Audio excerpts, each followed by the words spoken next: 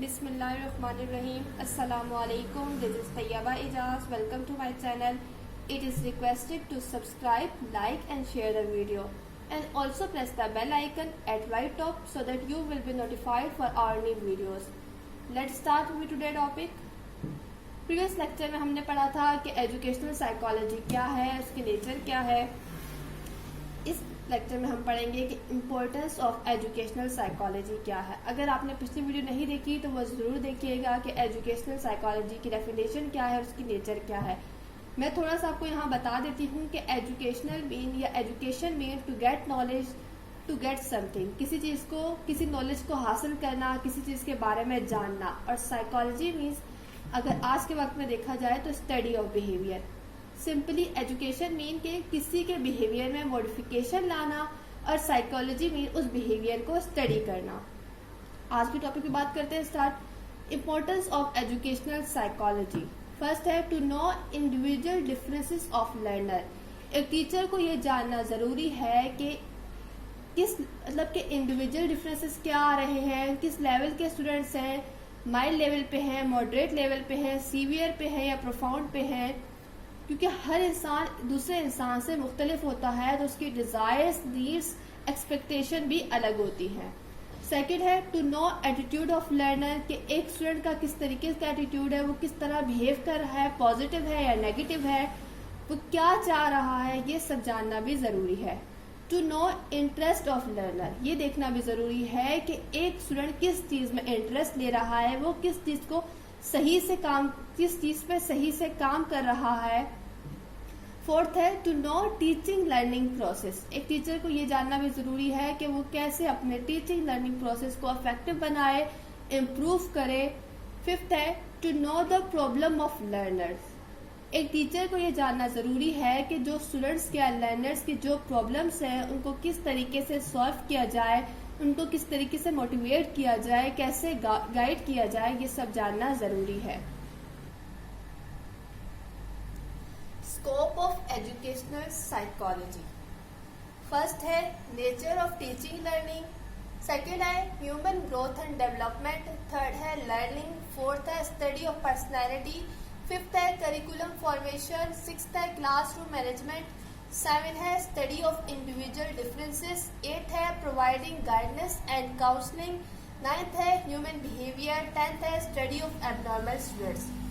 अब इनको one by one detail में स्टडी करते हैं कि क्या है. Nature of teaching learning. यहाँ पर एक एजुकेशनल साइकोलॉजी का किस तरीके से स्कोप है ये मैं आपको बताती हूँ. अगर एक टीचर को या किसी भी इंडिविजुअल को एजुकेशनल साइकोलॉजी की नॉलेज होती है तो उससे टीचिंग लर्निंग बहुत ज्यादा इफेक्टिव हो जाती है. एक टीचर जो टेक्निक यूज कर रहा होता है या करता है बच्चे को पढ़ाने में, तो उससे बहुत ज्यादा लर्निंग जो मेथड्स होते हैं वो बहुत ज्यादा इंटरेस्टेड हो जाती है लर्निंग के. एक टीचर, एक स्टूडेंट्स इंटरेस्ट लेकर स्टडी करता है तो इस तरह ये लर्निंग में भी असर करती है. लर्निंग में भी एजुकेशनल साइकोलॉजी का रोल है. सेकंड है ह्यूमन ग्रोथ एंड डेवलपमेंट. अगर एक टीचर को एजुकेशनल साइकोलॉजी की नॉलेज है तो उसे पता होता है कि किस तरीके से एक बच्चे की ग्रोथ टेक प्लेस करती है, कैसे डेवलपमेंट टेक प्लेस करती है. क्योंकि जो ग्रोथ है वो एक मेच्योरिटी लेवल पे आकर रुक जाती है, जबकि डेवलपमेंट टिल डेथ तक चलती रहती है. हम बढ़ते दम तक डेवलपमेंट होती रहती है. तो ये सब भी हमें एजुकेशनल साइकोलॉजी बताती है. थर्ड है लर्निंग. अगर एक टीचर को एजुकेशनल साइकोलॉजी की नॉलेज होगी तो उसको इंडिविजुअल डिफरेंसेस का पता होगा. उसको पता होगा कि उसकी क्लास में डिफरेंट आईक्यू के बच्चे हैं, उनको किस क्लास में कौन से ग्रुप में रखा जाए. तो इस तरह ये लर्निंग पर भी असर करती है कि बच्चे की लर्निंग को किस तरीके से इफेक्टिव बनाया जाए, इम्प्रूव किया जाए. फोर्थ है स्टडी ऑफ पर्सनैलिटी.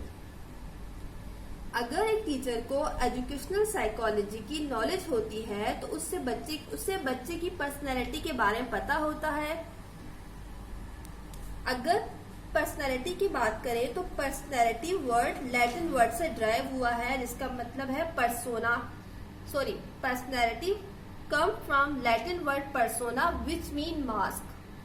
कि जो पर्सनैलिटी वर्ड है वो पहले ज़माने में एक्चर के लिए यूज़ किया जाता था, लेकिन आज के दौर में इसका मतलब अलग है कि जो पॉजिटिव और नेगेटिव बिहेवियर होता है किसी भी इंडिविजुअल का या बच्चे का, या वो सिचुएशन में कैसे बिहेव कर रहा है, कैसे परफॉर्म कर रहा है, वो किस तरीके से बोल रहा है, ये सब पर्सनैलिटी में देखा जाता है। तो इस तरह एजुकेशनल साइकोलॉजी हमें किसी की पर्सनैलिटी को स्टडी करने में भी हेल्प करती है।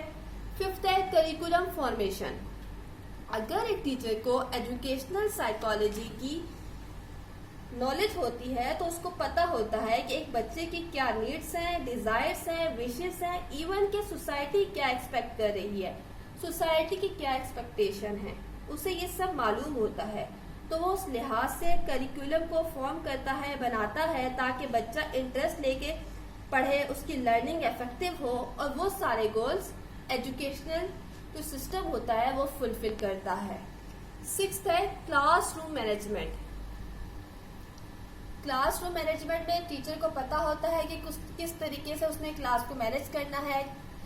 डिफरेंट लेवल के, डिफरेंट आईक्यू के बच्चे हैं, उन्हें किस तरीके से, किस ग्रुप में, किस सेक्शन में रखना है, उनकी स्टडी को कैसे इम्प्रूव करना है, किस तरीके से उन्हें गाइड करना है, क्लासरूम को किस तरीके से, कुछ बच्चे को देखने से समझ आ रही होती है, बार बार जाके बताना पड़ता है, तो उन्हें ये सब मालूम होता है कि किस तरीके से मैनेज किया जाए। सेवेंथ है study of individual differences. Educational psychology help करती है टीचर की इंडिविजुअल डिफरेंस, ये जो स्पेशल चाइल्ड है उनकी जो नीड्स हैं उनको जानने में और उनको फुलफिल करने में। 8 है प्रोवाइडिंग गाइडेंस एंड काउंसलिंग। जब बच्चा किसी मेंटल प्रॉब्लम से गुजरता है या फिर वो अपने आसपास के माहौल के साथ एडजस्ट, जो उसका एनवायरनमेंट है उसमें एडजस्ट नहीं कर पाता, तो उस वक्त एजुकेशनल साइकोलॉजी भी काउंसलिंग प्रोवाइड करती है, उन्हें गाइडेंस देती है। 9th है ह्यूमन बिहेवियर। एजुकेशनल साइकोलॉजी फिर जिसको नॉलेज होती है तो उसे मालूम होता है कि जो उसकी क्लास में जो स्टूडेंट्स हैं वो किस तरीके से बिहेव कर रहे हैं, उनका बिहेवियर किस तरीके से, उसे किस तरीके से मॉडिफाइड किया जाए, किस तरह उसकी बिहेवियर मॉडिफिकेशन लाई जाए, ये सब भी मालूम होता है। 10th है स्टडी ऑफ एबनॉर्मल स्टूडेंट्स। तो एजुकेशनल साइकोलॉजी हेल्प करती है कि जो उसकी क्लास में डिफरेंट एबनॉर्मल या स्पेशल चाइल्ड्स हैं उनको किस तरीके से उनकी लर्निंग को इम्प्रूव किया जाए, उनको किस तरीके से उनकी हेल्प की जाए। तो इस तरह यहाँ पर भी एजुकेशनल साइकोलॉजी हेल्प करती है। आज हमने पढ़ा कि इम्पोर्टेंस ऑफ एजुकेशनल साइकोलॉजी क्या है और स्कोप ऑफ एजुकेशनल साइकोलॉजी क्या है।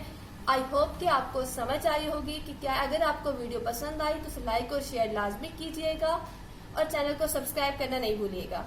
अपना ख्याल रखिएगा और दुआओं में याद रखिएगा। अल्लाह हाफिज।